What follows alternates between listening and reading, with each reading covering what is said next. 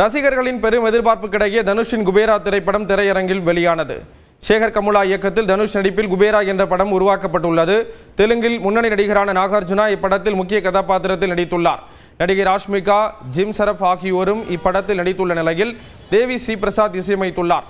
இந்நிலையில் சென்னையில் உள்ள பிரபல திரையரங்குகளில் தனுஷ் ரசிகர்கள் பட்டாசு வெடித்தும் பேனருக்கு பாலாபிஷேகம் செய்தும் பட வெளியீட்டை கொண்டாடினர்.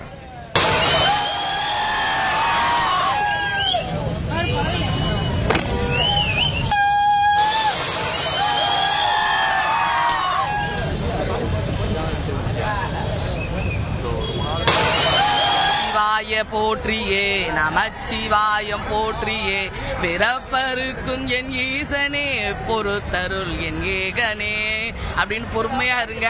கண்டிப்பா இந்த 3 மணி நேரத்துல மிகப்பெரிய ரிசல்ட் வரும். ஏன்னா குபேரன் ஏற்கனவே இருக்கிற பிச்சைக்காரனுக்கெல்லாம் பிரியாணி சோறு போட்ட ஒரு பெரிய குபேரரு கண்டிப்பா மிகப்பெரிய வெற்றி அடையும். ஏன்னா நாகார்ஜுன் சார் இந்த படத்தை நம்ம தமிழுக்கு கொண்டு வந்திருக்காரு. 5 மொழியில லாங்குவேஜ் பண்ணிருக்காங்க. மாபெரும் வெற்றி தான். இந்நிலையில் சென்னை ரோகிணி திரையரங்கில் நடிகர் தனுஷ் தனது மகனுடன் குபேரா படம் பார்க்க வந்தார்.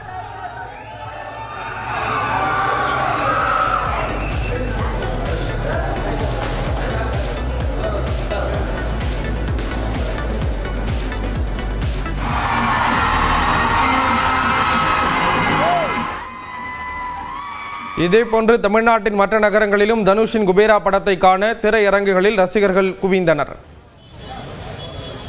இதேபோன்று நடிகர் அதர்வாவின் DNA திரைப்படமும் இன்று வெளியானது.